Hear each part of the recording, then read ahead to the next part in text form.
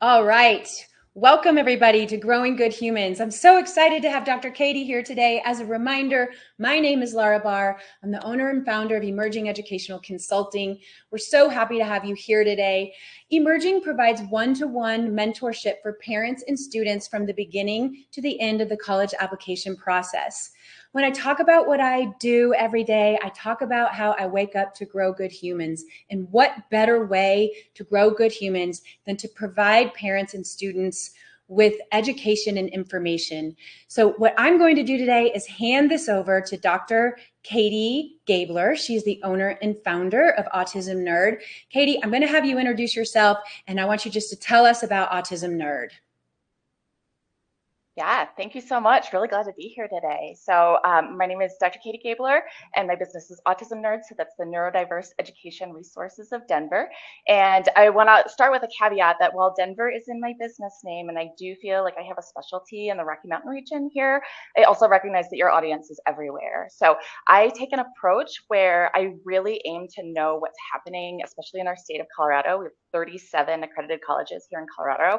So in particular for those accommodations and disability needs, and not everything is going to be here in Colorado, and also recognizing that people that need to know what resources are in other locations too, right? And so it's about kind of what we have here, but also what else is available elsewhere too. So I do believe that I can speak to the landscape in that way. So I'll share that I really come to my work from three lenses. And starting with, I have worked at 5 different colleges and different types of colleges, small liberal arts, law, large research, and I spent a lot of time doing one-on-one academic plans for enrolled college students. And then secondary, I have a PhD in higher education leadership, and so I really got a chance to see the landscape or industry view on education, higher education in particular in that way. And then third, after all of that, what really threw a wrench in that is I have 2 neurodivergent children myself. I serve as the IEP advocate in our local public schools, and I am thinking ahead to what is going to be possible in their college education. And in my mindset, like, they have the possibility of being college capable, but what makes for college ready? What is going to make my children college ready? And from these 3 lenses is really how I aim to support clients and families, elsewhere, because I think that there is so much nuance in that landscape, and really when you're in the thick of it and raising your own children, there's so many pieces that can be complicated. So I just really aim to come to the table and serve as a guide through all of that nuance. So with that, my aim is prep, planning, placement, and persistence. So I know there's a lot of college consultants out there that will support through the application process. And additionally, because I recognize that some of our learning different students they're going to have stepping stones, right? Like, they're going to need a gap year, and then community college, and then maybe a bachelor's, possibly a master's, right? Like, where are they going? So the many steps in the process, and my goal is to support through whatever that student's educational goal is. And that could be, those many steps, and we're aiming to get through persistence to graduation. So the way I frame it is I'm really looking at supporting the bridge from college capable to college ready. So college capable being, how is a student meeting admission standards, right? Like a minimum standards to enter a college. But college ready is really having the skill set for persistence to make it to graduation. So, college capable to college ready, and there is a bridge. And I've recognized the research that's out there and kind of taken pieces and parcels of it and made it my own and created my college ready roadmap in that way. So that's a large part of what we're going to be talking about today. Love the word college capable and college ready, and seeing them divided into 2 different kind of think pathways, right? Like that's something I haven't really heard before. It also brings me to one of the questions that was asked quite a bit when we put out for our Ask Me Anything, like what people wanted to know about. And I think this fits with that college capable and college ready, which is this idea of, like, students get accommodations while they're in school, either through an IEP or a 504, right? When they're in high school. What changes when they go to college? Yeah, great question. So, particularly for IEP and 504, those are going to be public school students, right? And so those are going to be students that have maybe been recognized within a public school district as needing those extra scaffold supports. Additionally, there's students that are, and this is growing percentage year over year, private school, charter school, homeschool, virtual school, all of the pieces. And those are students that might not have those IEPs or 504s, right? And so, but there was something in, either the way they learn or some aspect of how they see the world that is important in considering what they're going to be college capable for. So while I recognize that in a large kind of chunk of the students that we might be talking about IEP 504, but there are a growing percentage of students that are not going to have that documentation.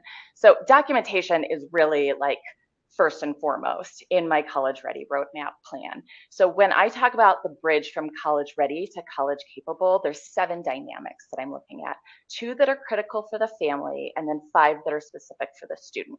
So the 2 that the family really needs to be invested in, first and foremost, documentation. So that's either the IEP 504 or additionally, and we're going to talk about the gold standard of documentation shortly here, but a new neuropsych evaluation, and ideally from a PhD or PsyD. So an independent medical evaluation that is very recent prior to wherever the student might go to college, that can be used as kind of what is known as the to validity, right, of what accommodations are needed. It's the registration for disability services. So that's foremost. Financial fit is a whole different can of worms, so we're really not going to get into that today. Additionally, the student is really going to need the academic acumen, right? So ability to meet minimum standards of whatever college they're interested in. Additionally, we're looking at the self-advocacy as well as self-awareness. And I kind of put those 2 in the same bucket. If a student has participated in their IEP or 504 meetings in high school, that is a fantastic opportunity for the student to be able to know what scaffold services they've received. They can put language, they can put names to what their needs are, right? The rights to their accommodations. Additionally, the self-management or executive function skills are critical for a student to understand what's available, how do they use it, right? Like, can they put it as part of their lifestyle routine, as they might call it? And then motivation and confidence as well. Is this something that the student is excited about for themselves? Do they have an interest or a major that they are just really passionate about? Or are they just kind of being pushed along the way, right? So those are the 7 dynamics that I say are critical for college ready skill sets, and then kind of how I can support mapping that out and how we can use community support resources or resources that a particular college might offer in order to kind of meet the needs of each individual student. So particularly when it comes to each case is unique. And so I do want to put it out there that the first answer to all of these questions is going to be, it depends, right? Like, what's the best college or what's the best type of support? It depends, because every case is going to be really different that way.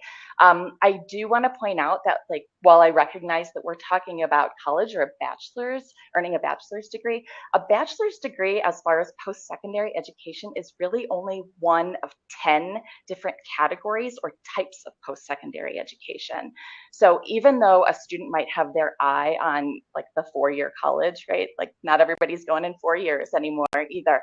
There are a variety of options as far as how to learn those independent living skills or test the waters if someone isn't sure what their major is, right? So a bachelor's might be one, an associate might be other, but there's an additional up to 10 different categories of that. I also want to say that when we're talking about documentation and enrollment in accommodations in college, what I'm really talking about today is invisible disabilities as opposed to physical disabilities, because the documentation in that can be a little bit different too, right? Physical disabilities you can see. Someone might have a hearing aid or need a mobility support. Invisible disabilities can have a little bit more of a slippery slope as far as like what works or what's needed, but we will get into kind of the documentation that can support accommodations registration regardless. So, as far as the transition, there's really nothing that automatically transfers. And I think that's one of the most important things for families to know, that if you have an IEP or a 504, nothing directly transfers anywhere. It's really great to have that documentation, and especially the list of accommodations that might come from that documentation. It's great for the student to participate in those meetings, especially in their later years of high school. But as far as like information that someone might find on the internet that says, I need a 504 because the 504 will go right to college, it doesn't. And that's the case basically for nowhere. And what that comes down to, it's the difference in the 504D that's specific for before high school graduation versus the 504E, which is the transition to after high school or beyond, in the workplace included. So there's actually really different parameters in the 504D versus E. So just saying that, families should recognize that it's not a one-to-one direct transfer anywhere. And so, you know, when it comes to the accommodations list or what's in the IEP or 504, one of the things that colleges is really going to be looking at is the age of the diagnostic report.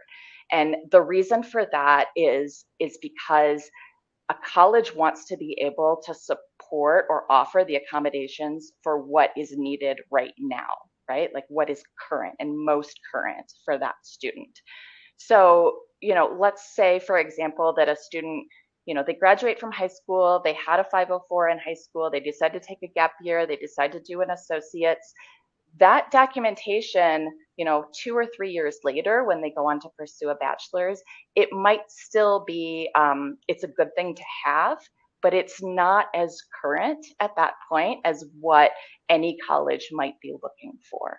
And so the reason for this is because there's an organization called AHEAD, so it's the Association for Higher Education and Disability, and they are effectively the professional development organization for every disability services office at colleges across the country. And so they have recommended that the standard is within 3 years, and specifically for a medical report. And so, you know, they just want to know that there's validity and rationale and really liability coverage for the very specific targeted accommodation that can be offered. So because for a lot of students, this is such a timeline and a process to apply to college, you don't really know where you're going quite yet. You might start to have a short list, you know, if maybe your junior year in high school potentially, but it's always a good idea to get a new comprehensive report if a family can do that. And I typically recommend it the summer after junior or right before senior year, because that is the timeline that is going to make the most sense as far as where a student might go in their trajectory, you know, moving forward. So I'm going to stop you just for a second because I want to confirm and clarify. So what I yeah. hear you saying is, because one of the big questions was like, what is the gold standard assessment? And what I hear you saying is that while the 504 and IEP could be helpful, there might be some people who don't have them. But in addition, to have this comprehensive evaluation, and your recommendation would be, and that because of AHEAD, right, that there's this, that the organization has kind of said, it needs to be within 3 years of when they're going, so that there's that validity, and also so that the school can truly serve the student. And that having the most updated accommodations, what you have in 6th grade, is not relevant when you have that. I have a feeling I know where you're going, but I think one of the big questions is going to be, what accommodations are even possible? So as you finish this, you know, piece, I'd love to move into that kind of piece, because I think there is a lot of confusion. And even if they're possible, are they going to get them? How do you know? What's the timeline? So I'm going to let you keep talking because you're doing a brilliant job, but I just wanted to put that bug in your ear. Absolutely. No. So as far as what is going to be looked for in the documentations, and like I said, every disability services office is going to operate to its own tune effectively.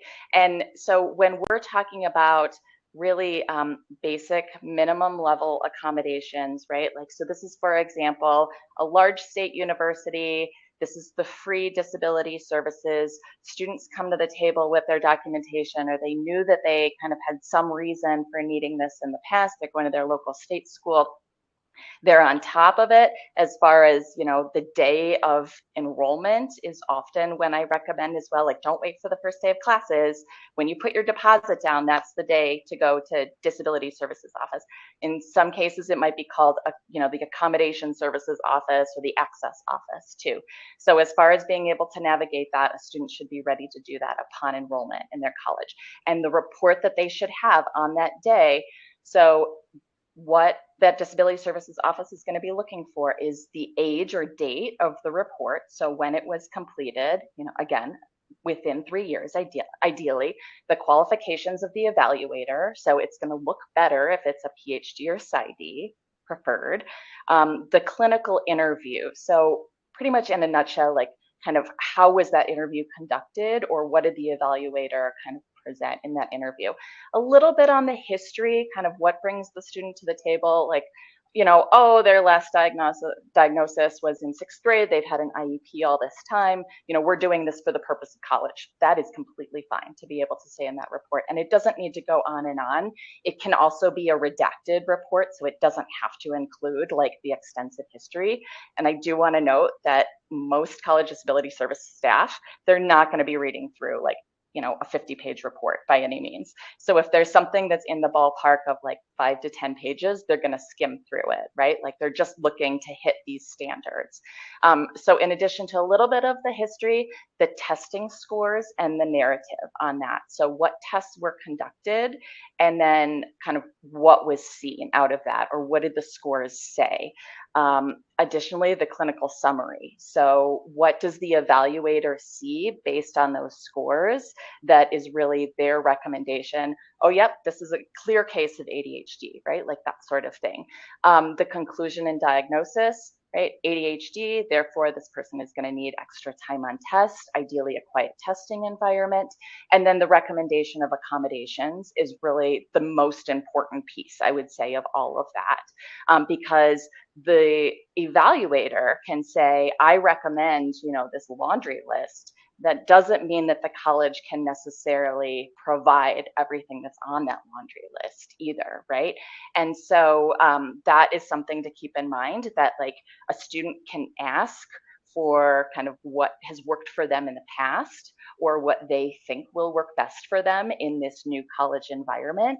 But a college can say, you know what, we are pretty limited and we offer these, 20 things, you qualify for 8 of them, and that's what we can do for you. And that's completely the right of the college. So the other piece with documentation is a college disability services office doesn't have a specific in it, like as far as what they're looking for and what they have to provide, right? Like there's nothing in the law, basically, is what it comes down to as far as the documentation or the accommodation. But a skilled staff member that's working in that office will say, yeah, this is worthwhile for this student, and this is what they're going to get in their letter, and because that's what this college can do. And most colleges, we're moving into the part on the pieces of the accommodations, they really only have to do the bare minimum as far as what is freely offered at the largest of universities in particular. Because there's nothing that's specific in the law as far as what the accommodation should be, or this diagnosis gets this kind of accommodation, then students in particular and families should keep in mind that, they can ask, but it doesn't mean that they're going to get everything that has necessarily worked for them that the school has provided maybe in their past, particularly if they had an IEP 504. They just became accustomed to being able to receive those in the public school. At college, it just doesn't work that way, right?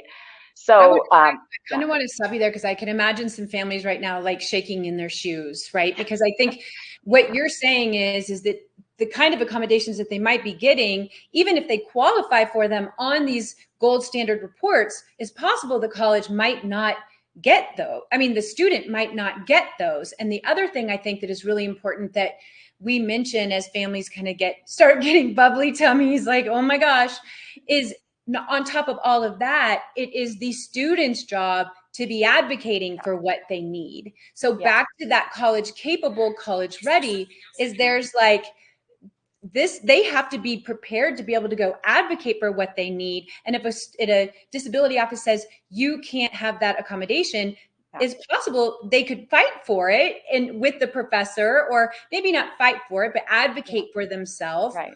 But I think that's really important. Let's get really quickly here to what are the kinds of accommodations that in general, that maybe you do big universities, like what can they count on at a big university for the most part? Yeah, so when we're talking about basic level accommodations, I really try to frame it in 4 camps. So there's testing accommodations, there's classroom accommodations, there's adaptive technology accommodations, and then there can be program accommodations. So in context of testing, that's going to be something like extended time on tests, maybe like a personal space, which frankly might not even be a personal space. That could be, I know that I've given up my desk in my academic advising office that's a shared office, right? Like that's a quiet space, but there's student meetings that are still happening in that room, right? Like that's realistic. Additionally, for testing accommodations, calculator access could be an option. There's more and more of a trend to utilize technology. That is a big piece that families should know, and that they can also access that earlier before they graduate from college and start testing out some of those pieces on their own, right? Like a student can get one of those recording pens or the speech to text or text to speech type software. Being able to practice that before you go anywhere is really to the student's advantage that way. So testing accommodations, classroom accommodations, like I mentioned, audio recording, text to speech, speech to text, like just know that. I just recommend that for everybody. Preferred seating might be one, something like an adjustable table or chairs, right? If a student needs to stand during that time because they're just that fidgety, they're not going to provide a fidget necessarily, but there is something like maybe, kind of in elementary school, it'd be a wiggle chair, but they do have college equivalents of those, right?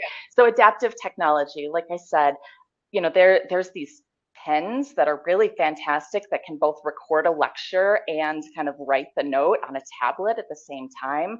It's $100 on Amazon. Like just get started with it right away. The college might not provide that, but as long as the professor allows technology in their classroom, which most I think are going for now, you can use that right on your own. You don't necessarily have to wait for the letter to be able to get that. And then program accommodations, something like like a refrigerator or lockbox for medication in a residence hall, permission for service animals, along those lines. So I do want to make a quick note on what would not be expected. Peer note takers, subject tutoring, sometimes ASL sign language interpreters, all those things are very often replaced by technology today, right? And so it's just becoming less and less common that anyone could expect like an aide. There's really not going to be like a one-to-one aide in either a classroom setting, probably not a residence hall either. There's no one that's going to wake your student up if they're not getting up on their own, right? So just really important to know that there's really should be no expectation around a directed aide.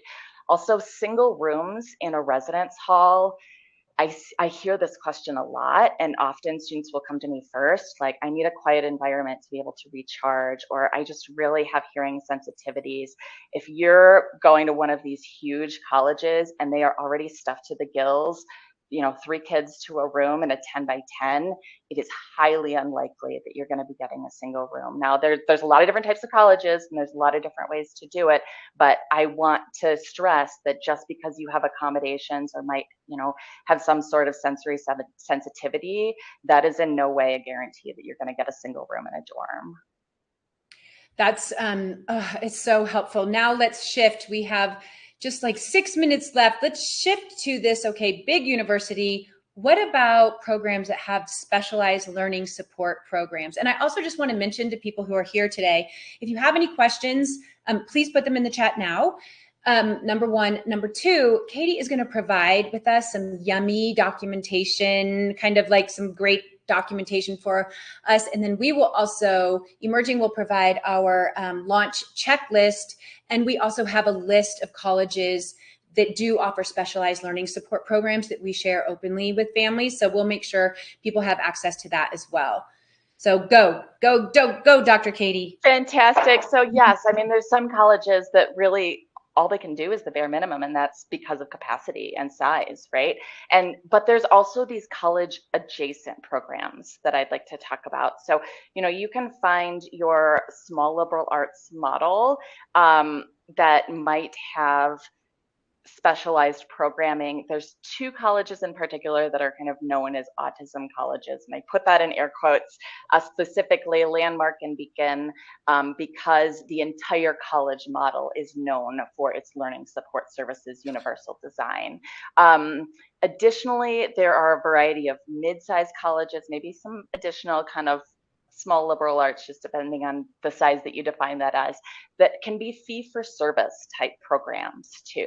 And so those are programs that a student can register for additionally that might provide executive function, tutor, they might have specialized orientation programs, clubs, service opportunity, things to build these college-ready skill sets within the college environment. The student still needs to be able to meet minimum standards for admission. And critically to know about, as far as these specialized fee-for-service programs, students need to be able to show up on their own to receive those services, right? So there's the college, the tuition and fees, and then the additional fee-for-service that you would pay for some of these programs. They can be fantastic in themselves, but if a student just doesn't have the capability to show up and receive the service, then it doesn't matter that you've paid for that extra support, right? So I do want to mention that sometimes there's these college adjacent sort of programs as well. Those can be like summer ready or summer boot camp type of, college ready boot camp programs, might be 2 or 3 weeks. There's the on-campus model. There's also a virtual model that can extend 3 months, 6 months, 9 months before someone might ever even, leave home for the first time. Just different ways to be able to start thinking about like, what are those skills that I actually know? But my best tip that families can do is that you start to try to taper the support or the scaffolds that are offered in the home environment before the student is even getting ready to graduate from college, right? So kind of in an ideal world, when you start talking about within an IEP setting, the transition plan, then if there's a high level of scaffold and support services a student needs and they're in 9th grade, that taper should be all the way until graduation, that they're reducing those supports and extra accommodations so that students can test out those independent living skills. They can test out like being in a classroom without kind of feeling like they have that extra, weighted vest or whatnot. There's also gap year programs. There are kind of virtual programs that I call them portable. So a student can register for executive function coaching that might meet once or twice a week in a virtual setting, and they can take that with them to any college that they go to, right? And that's basically an accountability partner or a buddy to help them think through their daily schedule, and then that's portable regardless of the college that they're going to. Gap year, and there's so many different types out there, and I realize that our time is running short at this point. I do want to leave with a specific statistic that I think is really critical for families to know about. And so this stat came from before COVID 2016. A study was done for the number of students with learning differences that start college, but are actually able to finish, right? So how do they cross that bridge from college capable to college ready and meet graduation? It's at about 40%. And so we know that that's becoming more challenging even since COVID too. But for the students that are not able to make it all the way through, the cost for college is not only financial, it's experiential and it's emotional. And it gets really hard for students to get back on track. It's nobody's fault necessarily in that way, but I think that it's the reason that it's so critical for families to seek out support and not just say, my student will do fine at Landmark, or we're going to sign up for, kind of this extra fee for service program and that's their golden ticket. It doesn't necessarily work that way for anybody. And so for consultants like us to be mindful of both what families have gone through and that statistic and the importance of having those college ready skill sets, I think just speaks to why it's so important that we can have these sorts of conversations and make families aware today. I feel like we could talk to you for 10 more hours. And I think it's going to be really valuable for us to reconnect and have some more conversations. I think for today, what you brought to the table was just the beginning conversation. I think you're giving us that kind of those resource documents that you spoke about providing, I think will be a great touch point. And this is a community. So if people have questions within our parent community, and we definitely are going to post this to our counselor community, then either myself or Katie may be able to answer some of those. I also think one of the things I want to make sure, especially counselors are talking about, is that we can be working together. So in my practice, you help me, right? And in your practice, I may, who knows, occasionally help you, but really you are helping us in that thinking of out of the box ways to work together to serve our clients to the fullest. Because these days, I've been measuring this whole idea, like we're growing good humans, not just to get into college, but to graduate from college. And it's partly our job as counselors, but also as parents, because I'm speaking to both communities right now, is to be able to provide information on what does launching look like? What does launching feel like?